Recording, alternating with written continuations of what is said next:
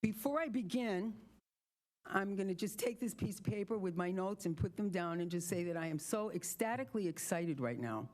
Didn't plan to talk about this. But back in the early 90s, when we found out that 7 of the 10 towns had the highest incidence of breast cancer in all of the state of Massachusetts, we made a phone call, right, Betty Ann, to Representative John Klim. And we told him that we really were counting on him to please help us to make sure that a study or a group, an organization could be founded so that we could do environmental research. Well, as I was just telling Representative Higgs, one evening at 11 o'clock, Representative John Klim called me and said, "Hey, Cheryl, you won't believe it." I said, "What?" He said, "We just got $1 million to start this study. What are you going to name it?" I said, "I'm not sure. I've got to go back to the board of directors at the Mass Breast Cancer Coalition." Anyways, with that being said, it's exciting that we have a state representative in this room today, and I am eternally grateful to you for supporting this community the way you do, for helping people the way you do, and extending yourself and listening and paying attention. Thank you so very, very much, Representative Diggs. So my name is Cheryl Osimo. I'm the Executive Director of the Mass Breast Cancer Coalition, one of the co-founders of Silent Spring Institute. And I'd like to welcome everyone to this important meeting about the Massachusetts PFAS and Your Health study led by Silent Spring Institute in collaboration with Harvard T.H. Chan School of Public Health and Eastern Research Group. Without the support of community leaders, Hans is here, Tom Camerari is here, but like Barnstable Town Manager Mark Ells, volunteers and scientists like Dr. Laurel Shader, activists like Betty Ann Beavis, and teachers like Mike Smith, who are all paving the way towards a healthier future for generations to come, we would not be here as one of the 7 multi-site studies in this country. Mark has been supportive of Silent Spring Institute's environmental research since the beginning and has shown true caring for the health of his community and beyond. I am honored to be welcoming the esteemed Barnstable Town Manager, Mark Ells.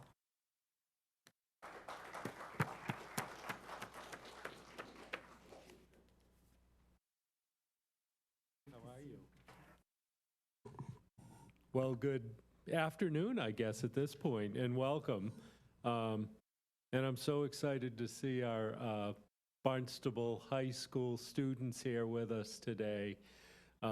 Certainly all that we do relevant to, maintaining the quality of life here is with you in mind. And I don't know if you know that, but it truly is. And I'm real proud to have Kip Diggs here with us too, Rep. Diggs. Yeah, thanks, Kip. And certainly, yeah, that's right. He's a Barnstable man. So, and the words of Cheryl Osimo are greatly appreciated and true. So thank you, sir, for being here. And on behalf of the town of Barnstable, we welcome you all. I mean, as Cheryl has said, certainly PFAS is a known issue.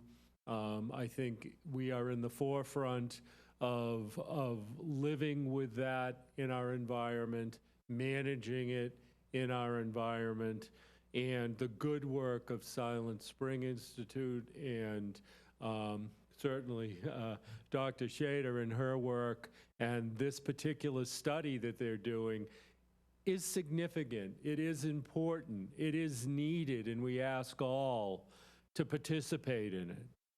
And they do have a set of criteria that I don't know that any of you would meet, relevant to living in Hyannis within a certain time frame. But for all those viewing, please consider participating. The information that's gathered is critical for us to understand how these chemicals in our environment impact our health. And without work, objective work, like Silent Spring and its partners do, we wouldn't be able to have achieved what we have in municipal government in managing these issues. Yes, it's right here in the waters of Cape Cod, in Barnstable, in Hyannis, and the good news is we knew that because of this partnership. We were able to respond to it, and that isn't an issue in the waters of Hyannis any longer. but it still needs to be understood better so that we can make good decisions, healthy decisions moving forward. So again, I want to say thank you for being here and allowing us to host this on your behalf. I encourage everyone to participate in this study, and we stand ready to continue to work with you on this very important issue. So thank you so much.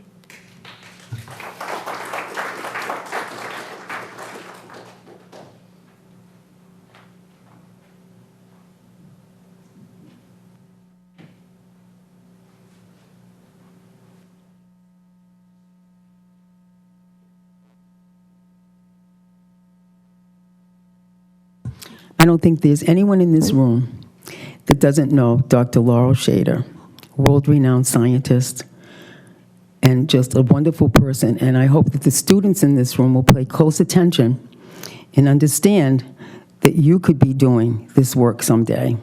And thank you very much to Mr. Smith for bringing your students here today. Dr. Laurel Shader.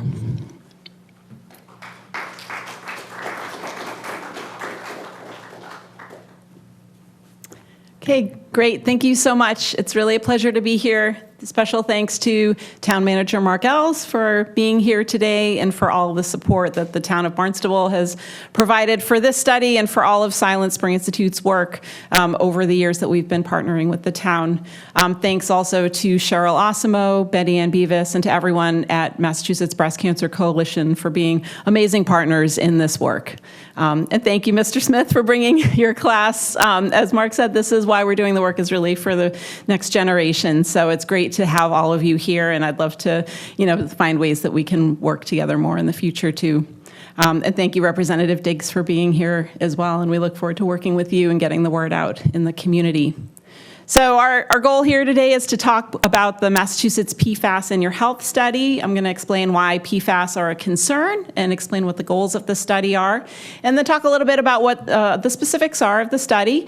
We are looking for people who've lived in Hyannis, and so some of you can think about whether you or people in your family might be eligible for the study. We do have one of our study team members here, and for people who are eligible and want to sign up, you can do that on the spot today. So before I dive into the specifics, a few key points, kind of overarching points for my presentation. So we are recruiting people who lived in Hyannis between 2006 and 2016 to take part in an important CDC study. In the environmental health field and the public health field, PFAS are a really big deal right now. There's a lot of people concerned about the long-term health effects of these chemicals. These are showing up in drinking water supplies all across the country and in the bodies of nearly everyone. And so this work is really critical and relevant, not just to this community, but really to the whole country. So for people who take part in the study, they're able to learn about their own personal level of PFAS exposure and how the levels in their body compare to people in the community and to typical general population in the U.S. Beyond the personal results, beyond the gift cards, there's also a broader satisfaction that people who take part in the study can gain, that knowing that they're taking part in this really critical and major nationwide study. So backing up a bit, so who here has heard of PFAS before? I'm assuming pretty much everyone. That if I'd asked this question 5 years ago or 10 years ago, probably, well, maybe Hans and Tom would have. Most people would not have heard of PFAS. PFAS is an acronym, and it stands for a really broad family of chemicals. There's over 12,000 different PFAS chemicals. Now, if you're at the store and you're buying something for your home, you typically don't see PFAS on the label, but you might see something that says Teflon or Gore-Tex or Scotchgard or Stainmaster. PFAS are also used in things like Oral-B Glide dental floss and microwave popcorn bags. They're even used in rock climbing ropes and guitar strings. So they're in hundreds of products in our everyday lives. They have special chemical properties that make products nonstick, stain-resistant, grease-proof, and water-resistant. So they're very useful, and retailers like to add them to many different types of products. However, their widespread use raises many concerns. one of the challenges about PFAS is that they are extremely persistent chemicals. So all of these are synthetic, human-made chemicals, and they're characterized by having many carbon-fluorine bonds. And for those of you taking chemistry, that's a very strong bond, and so these chemical structures don't just break down. They circle around in the environment, they stay in our bodies without degrading. In addition to being very persistent in the environment, certain PFAS are also really long-lived in our bodies. So some PFAS can stay in our bodies for years, even if we don't get exposed to any new PFAS chemicals. So it's worrisome that everyone is walking around with PFAS in our body, and from the information that we do have, exposures to PFAS have been linked to many different types of health effects. They can cause effects on cholesterol, they can change thyroid hormone levels, they can affect the immune system, they can affect our metabolism, they can, at higher levels, be linked to certain types of cancer like testicular and kidney cancer. So what we do know is very concerning, but there's still a lot that we don't know about how these chemicals can affect our health. So PFAS, in addition to being present in consumer products, are also widely used in a class of firefighting foams called Class B foams, or AFFF. These are used for fighting fuel fires. So say if an oil truck rolls over or a plane catches on fire, and you have flammable fuel. So these types of firefighting foams contain PFAS. PFAS are persistent at high temperatures, and if you look at their chemical structure, they look like a soap molecule. So they're a surfactants, and they form this foam that's very good at fighting that type of fire.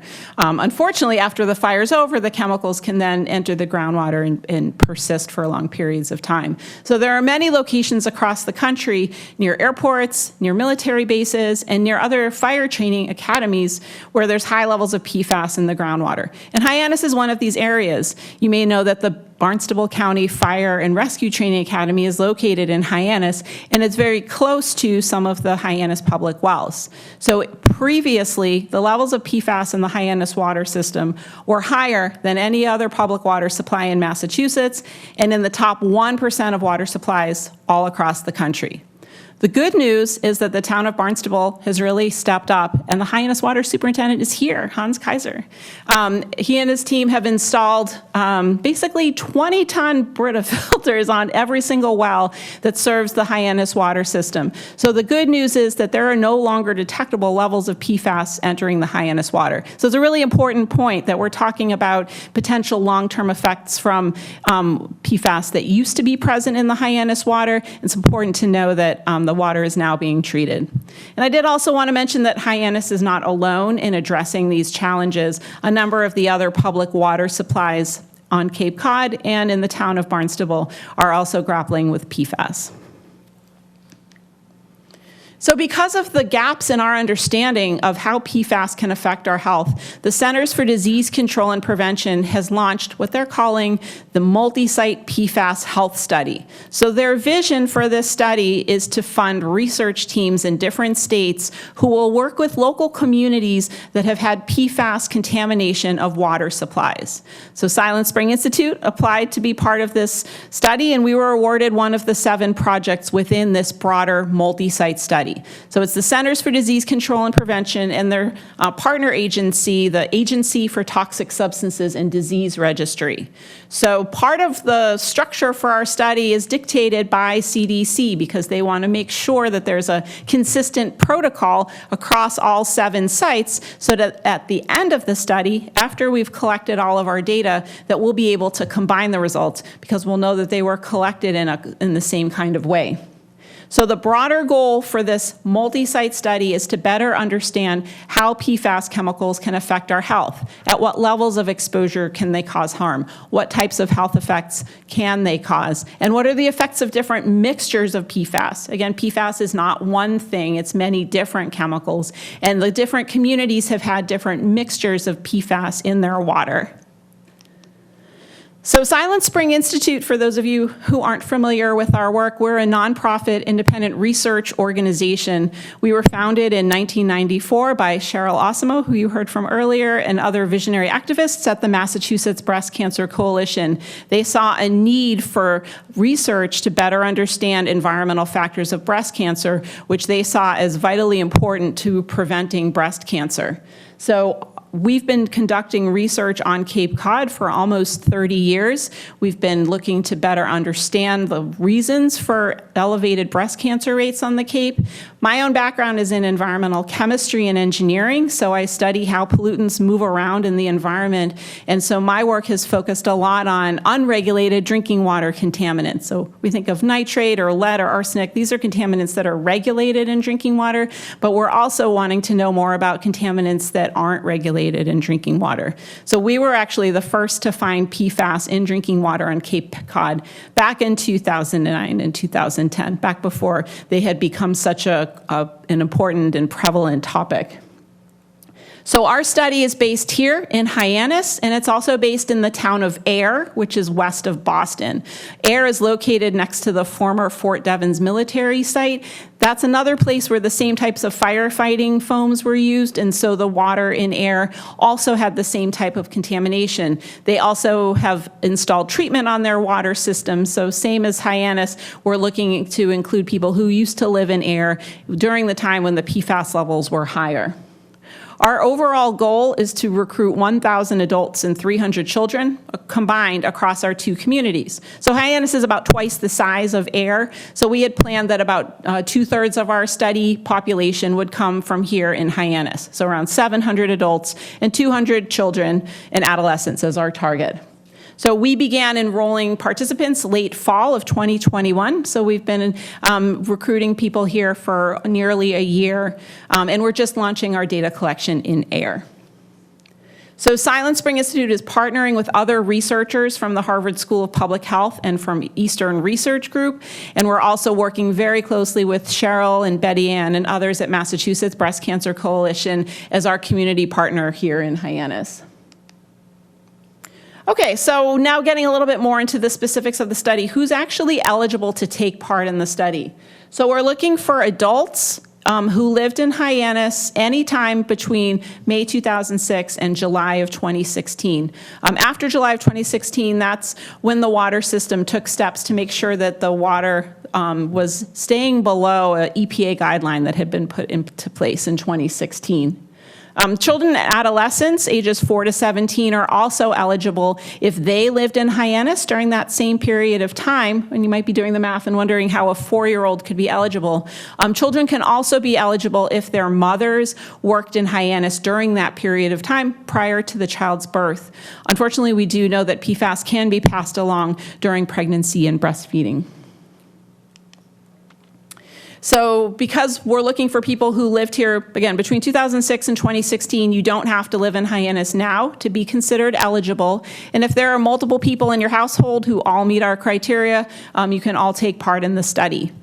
One thing that CDC specified when they designed the study was that they wanted to include people who likely had their highest exposures from drinking water. So firefighters who may have elevated exposures through their use of firefighting foams and also the protective gear they wear that contain PFAS, and also people who worked at PFAS manufacturing facilities. So if they worked at a 3M or DuPont plant, those people are not considered eligible for this study, although other members of their families may be. Okay, so what's actually involved with taking part in our study? So there's a couple of different components. So one part is to talk to a member of our team. You can call or text our team. We do have Virginia Liu, who's one of our research assistants, and she's here, and she's able to enroll people here today to be part of the study. We just provide some information about the study. We have some quick screening questions just to make sure you're really eligible, and then we set up a time for you to visit our office at 171 Main Street. And I know Mr. Smith and some of his students came in the spring and got to meet our whole team and got to actually use some of our equipment in our lab and learn how we're doing our research there. So when you come in as a participant, it's a lot like going to the doctor. We do have a consent process. This is a research study, and so you learn about how we're protecting your privacy, and you can ask any questions that you want to make sure you understand what it means to be a participant in this research. We collect height and weight and blood pressure information, and then we do collect a sample of blood and urine. The blood sample is supposed to be a fasting sample, so typically our participants want to come in first thing in the morning so they can get their office appointment over with and then go and have their coffee and breakfast. So that's the first phase of participating. And then the second part is to complete a questionnaire. And just so people can kind of get on with their day after their office visit, we do typically do the questionnaires by phone at a time that's convenient. We have some questions about where you've lived and worked over time, some questions about your health history, and then we also ask some questions about water consumption because we want to get a sense, are you someone who drinks a lot of bottled water? Do you drink a lot of tap water? Have you typically filtered your water? Some people have asked me, oh, I usually just drink bottled water. Am I considered eligible for the study? And the answer is yes, as long as you lived in Hyannis during that period of time.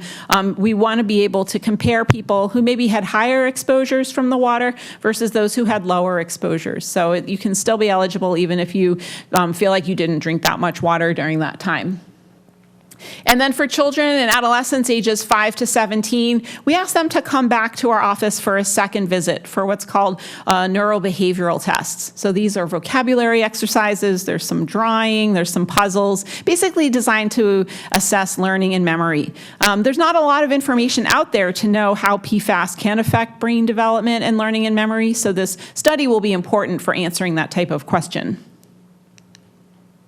So for those of you who are parents or guardians, I'm a mom, and I know that if I propose to my kids, hey, let's go and do a blood draw today, they would never be very excited about that prospect. We have a phlebotomist who's wonderful with children. She's been doing blood draws for decades and has a lot of experience in working with children. So we have a very safe environment, and we have a very skilled professional. So typically, it's worth thinking about it ahead of time. The actual experience goes very smoothly. And our phlebotomist will also talk to parents ahead of time if their children have any concerns or special sensitivities for being in the study. So you might wonder, okay, so you're collecting my blood and all these measurements, like what are you going to actually test that for? So one of the important measurements that we'll do with your blood sample is to test it for PFAS. So the more PFAS that you've been exposed to, either from water or from food or from products in your home, the more sticks around in your blood. And so that's an indication of the level of exposure that you've had. The PFAS samples get sent to a lab at the CDC in Atlanta. They have very specialized equipment for doing these kinds of measurements. And so there's a long line of samples ahead of us to be analyzed. So it will take a while for us to get those PFAS results.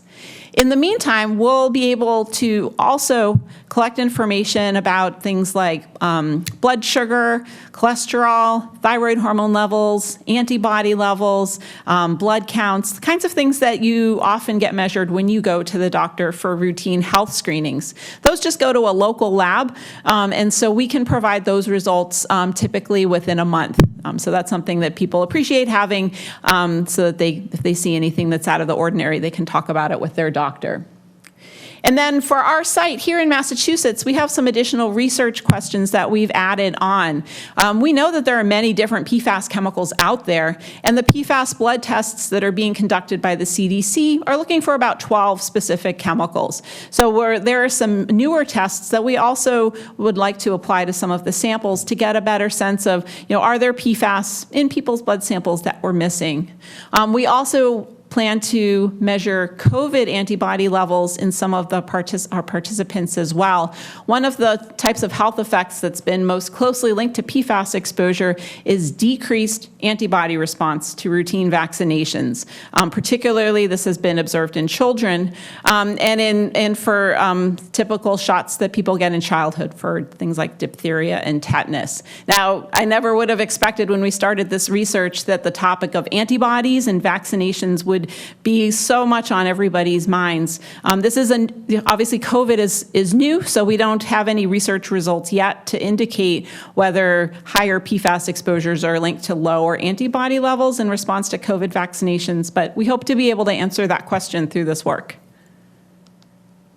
Okay, so if you come into our office and you provide this blood sample and answer a questionnaire, what do you get out of it?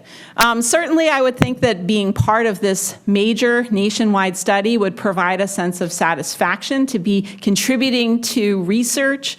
This study is really going to grab a lot of people's attention. It has the potential to inform drinking water standards, and so it is a really important study across the country that's going to include almost 10,000 people from these 7 different states. We also are providing gift cards to participants, so adults receive up to $50 in gift cards if they complete all parts of the study, and children and adolescents who complete the extra set of neurobehavioral tests as well can receive $75 in gift cards. And like I said, you also get the results back from your PFAS blood tests and the other health screenings, so you can have that information and share that with your doctor. And in the picture there is our star recruiter, Betty Ann Beavis. Maybe you've seen her around town. She's been at many events in grocery stores, and she's really been a key part of helping us get the word out in the community about the study. So the good news is that we've had over 200 people take part in the study so far, both adults and children. The bad news is we're still really far from our goal. We had set a target, again, of 700 adults and 200 children to be in this study. So we really want to make sure that we're getting the word out, that everyone who's potentially eligible for the study is aware and has the information that they need to make a decision about whether they want to take part in the study. So I'm hoping that everyone here in the room will be able to help us with that important message. So if you want to learn more about the study or to sign up, again, you can meet with our research assistant here who's present at Town Hall today. You can also visit our website. You can see, well, it's hard to see on the screen there, bit.ly/MA-PFAS. It's on the Silent Spring website. You can call us or text us. And you can send an email as well, so pfas-health-study@silentspring.org. We've sent postcards out to Hyannis residents, so you maybe have seen our postcards in the mail, and we do plan to send another round of those out. So again, thank you to everyone who's taken part in the study. Whether or not you're eligible, we hope that all of you will help us get the word out in the community. I think that word of mouth is a really important way to spread the message with people in the community. So we have some ideas for ways that you can help out, and maybe you all can think of other ways. So telling your friends and family what you learned about today. We have a lot of materials here, so please feel free to take a stack and share them with people that you know. If you're on social media, and who isn't on social media these days, you can share information about our study. We have information on both our Silent Spring Institute social media channels, and we do have a Twitter and Facebook account specifically for our study. If you're part of a community of faith or you're part of some other neighborhood organization or community organization, we'd be happy to come and give a presentation to you and the other people in your organization to help get the word out. And we are looking for more people to help us with our recruitment efforts. So if you're looking for a part-time job, we are looking to have more people out in the community to help us better connect with everyone. We also have yard signs. We have a few today, so if you want to take one, you can grab one, or we can drop one off for you at your house. So key takeaways. So again, Hyannis has an opportunity, and I would say a responsibility, to do everything that it can to do our part to make sure that we're meeting our recruitment goal as part of this, again, broader study that's being conducted by the CDC in states all across the country. For participating, you can get a better sense of your own personal level of exposure and have helpful health information, and you can also have the satisfaction of knowing you're contributing to this broader study that's going to improve our understanding of how this really important and concerning class of chemicals can affect the health of adults and children and future generations. So with that, I really want to thank everyone for being here today, and I will be happy to answer any questions.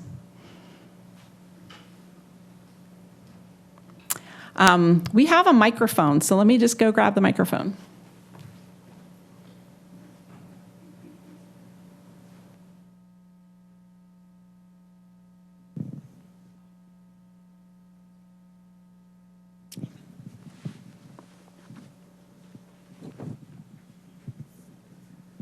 I don't need a microphone. Go ahead. We need a microphone just because it is being recorded, so you can watch yourself on TV later or on Channel 18. I was wondering whether walk-ins are accepted, or do you have to make an appointment? Great question. We don't have people walk in because we actually need to send you materials ahead of time. We ask that you collect your first urine sample in the morning, and we have a bunch of materials that some people like to read before they come in for the office visit. So we do make those appointments ahead of time, but it's really easy to reach our team by phone or email or text to set up a time. We also just need to go through that screening questionnaire ahead of time just to make sure that people are for sure eligible before they come to the office. Thank you. Thanks for your question. This is maybe a little odd, but I'm just inquiring about the foam, spray foam that they use when they have the beach day at Craigville Beach every year, and your kids soaking in it and lapping it up. How dangerous was that, or is that?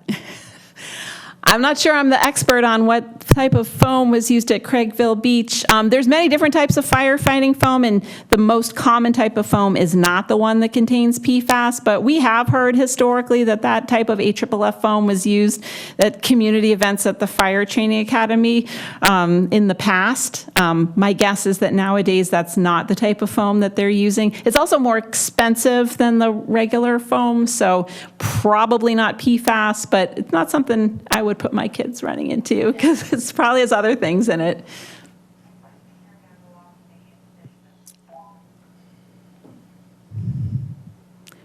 I heard something about dish soap.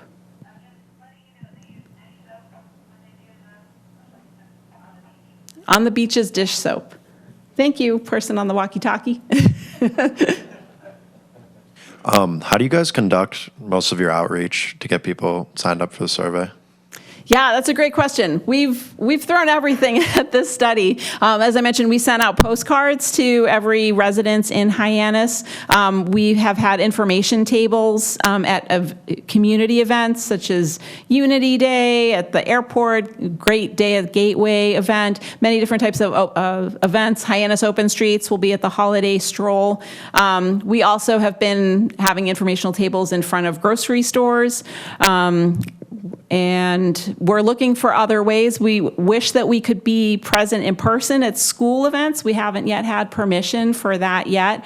Some of the schools have sent out information to students. But one thing that we've learned is that I think there's a pretty good awareness about the study generally in the community, but to get people, to really sign up, to take that next step to sign up, it's really important to have a conversation and to meet them one-on-one in person. So we are looking for other ways to engage people directly.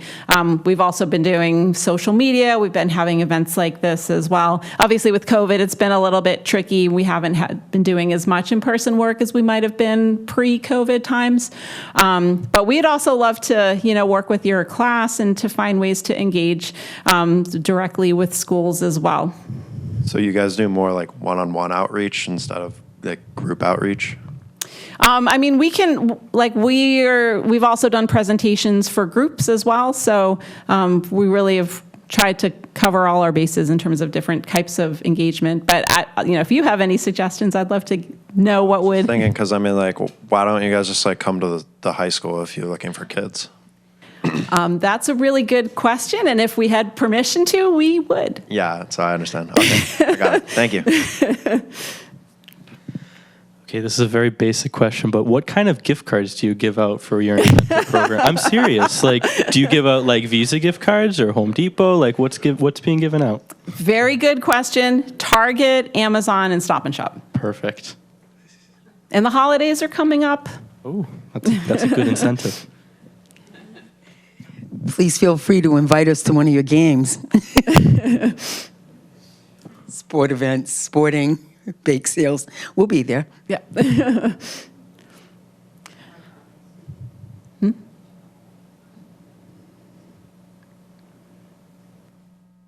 Yeah, if people are part of different, I know my kids do different club sports as well as sports through their schools. So if there's any opportunities where, especially when parents are sitting around watching their kids play, but with some spare time, we definitely are interested in having those kinds of opportunities.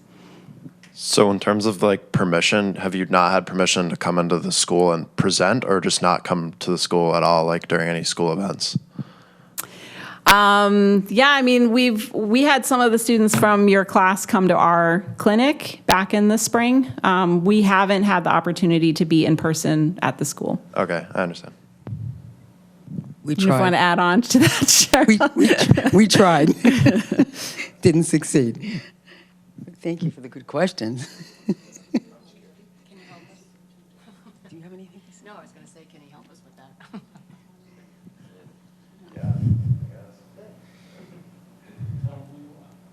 I'm on the youth commission, so. Oh, you are? Oh, you've got, I was just saying to Betty Ann, that I know that you went with Representative Diggs to the State House, right? I didn't go last year, but I went 2 years ago. Oh, goodness, we'd love for you to come with the representative to the office. We're going to be actually moving from 171 Main Street. In a couple of weeks, we have to move to another location. But we'd love for the students to come. And if any students are interested in helping us to recruit or canvas with an adult, that would be absolutely wonderful as well. Yeah, if you want to come to one of our meetings, we'd love to invite you. Oh, I think Dr. Shader would be a wonderful speaker at one of your in. meetings. We meet every other Tuesday, but we probably meet next Tuesday. And do you meet, We meet on Zoom and in person. Next meeting is Zoom. It's at 6:30 on Tuesdays. I think Dr. Shader's available on Tuesday. I'm available. Cheryl does have a way But she's the of scientist. I'll be there. But I know she'd love to present. She's wonderful. Yeah, I'll reach out to the. Great. Yep, there's my email address. Yeah,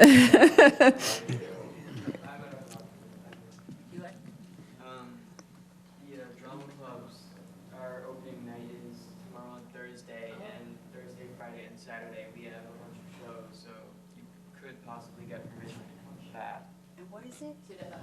Yeah, it's the drama club. Oh, you're kidding. My kids were in the drama club when John Sullivan was I used to help. Okay. I don't know. I have a good idea.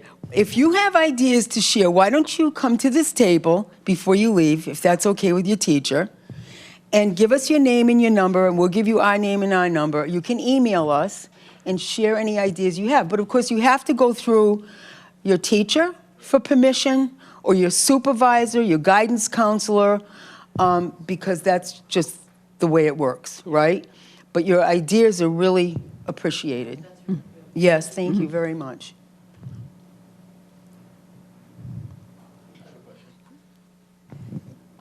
So I understand you do a lot of your testing on site at the clinic that you have at 171 Main Street. Would there ever be an opportunity for like a satellite clinic similar to like a blood drive, like a local blood drive? Yeah, I mean, we've talked about this. Some people in the community have said, oh, I'm part of an organization. Like, could you just come and do all our blood work, where we're meeting rather than us having to come to you? And if it were just a matter of just collecting the blood sample, we might be able to do that, but we also do body measurements, so we do height and weight. We've got a special scale that tells you about body composition, and then after we collect your blood sample, we have to process it in a certain way to separate out the serum and to divide it into different tubes. So I wish it were easier to sort of take our clinic on the road, but we do need people to come to us. That being said, if there's an event where there's going to be people who might be eligible, we could come with our staff to sign people up and to do that eligibility screening so they can walk out of there and have that sort of initial step done and have their office visit set up. The other thing is that it has to be a fasting blood sample, and people need to sort of have that information ahead of time, so it's not something that they can just decide about on the spot. But if there's an ability to sign people up and get through that first step and get it on their calendar, that's definitely really helpful. Okay, cool. Thank you very much. Thank you. And for those of you students who do live in Hyannis, or your family lived in Hyannis, we do have sign-up sheets. We're not allowed to contact people 17 and younger directly, but if you want to, you can give us your parents' information, and then we can contact them.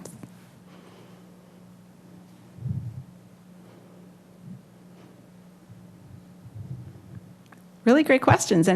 Anything else?